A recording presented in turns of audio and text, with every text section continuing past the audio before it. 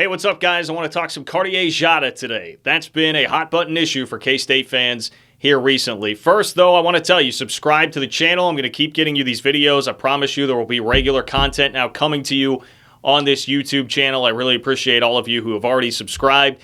Continue to spread the word. Subscribe, like this video, set up those alerts. Do it for me, people. I believe in you.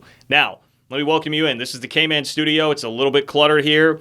I try to put an Easter egg in some of these videos for you. Shout out Scott Wildcat. And today, what you're seeing in the background is a Liberty Bowl Champions t-shirt. And if you don't get why that's an Easter egg, just let that one sink in for just a moment. Okay, so Cartier Diarra, he scored 24 points on Saturday in K-State's loss in Ames. The game was not good. That was K-State's worst performance in basically a month since the Texas game.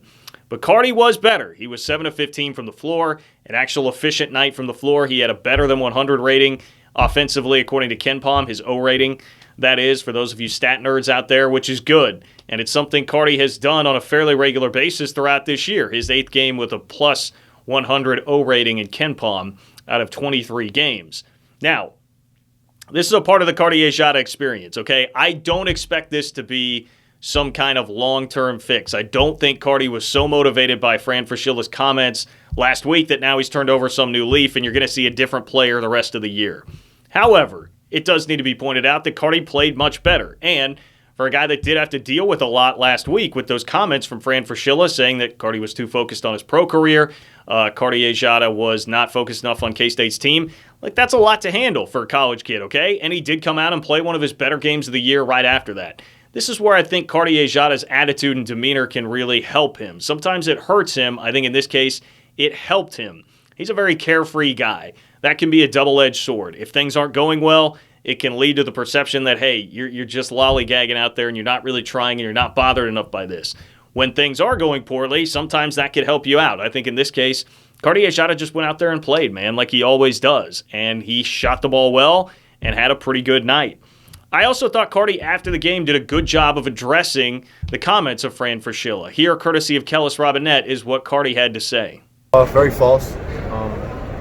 I'm a very realistic person, and I'm here to play for K-State, here to win games, and that's my goal. And, right now, we're not winning, and I know what it takes to get to that next level, and winning is one of them. So I got to win some games, and that's what my focus is on right now. Hopefully now we can all just move on with the knowledge that this is who Cartier Diarra is, and the rest of the season you're just going to deal with that. He's hot and cold.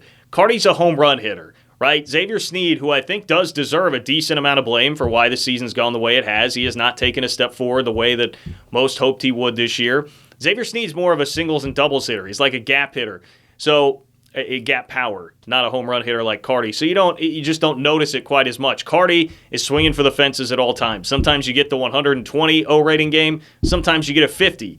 That's because Cardi swings big. He's Adam Dunn. And when he misses, it can be pretty emphatic and draw a lot of attention to him. And I think that's part of why he's turned into a lightning rod for criticism this year. Now, the other thing is Xavier Sneed is always going 110%. And like you can always tell, Xavier Sneed's effort and energy, there's no question about it. In fact, the problem seems to be that sometimes he's too hard on himself. For Cardi, it's the other way, demeanor-wise, and so that's going to open you up to more criticism. Cardi does not deserve to be the single scapegoat on this team. If we're talking about O ratings from last year in conference play, Cartier Diarra's is down 13 from where it was last year. That's not good. His usage rate went up, so you would expect with more opportunities you're going to be less efficient, but that still is a problem. Xavier Sneed's, however, has gone down by 10, so it's in the same neighborhood as Cartier Diarra. We just don't nitpick that quite as much because it's easy to see Xavier Sneed's giving that effort all the time. The body language police come out on Cartier Diarra. Listen, the truth of the matter is all three, Mac, X, Cardi, they all share the blame in part for why this season has gone the way it does. Bruce Weber deserves a decent amount of blame, obviously, for how this season has gone. Plenty of blame. I shouldn't say a decent amount. Plenty of blame. Recruiting issues have really plagued the roster. In addition to the coaches just haven't been able to get enough out of those three like we all thought they would this year to be a better team. So don't turn Cardi into the single big scapegoat of this team. But at the same time, don't also expect that Cardi has turned over some kind of crazy new leaf and he's going to be a totally different player. I don't expect that to happen at all. I mentioned 8 of the 23 games this year, Cardi's had one of those phenomenal offensive games where he's over 100 O rating. Yeah, 8 of 23. So you divide that up, it's about 1 in every 3 games. Well, it had been 4 games since Carti had one of those games. It was the Alabama game last for Carti. It had been 4 games since he had one of those games.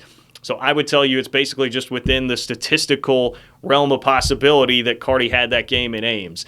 It's within what the pattern really has been throughout this year that he's going to have some games like that, and he just did. I don't correlate it to the Fran comments or some kind of spark that's really ignited Carti. I think he'll continue to be the same player that he's been. You'll live with him. You'll die with him. That's just the reality of Carti Achat and K-State basketball. Again, guys, please subscribe. I'm going to keep giving you content. I will be recording myself doing the Faithful to Our Colors podcast to hopefully get you some extra content here on YouTube as well. Thank you so much for watching. Subscribe, and I'll talk to you soon.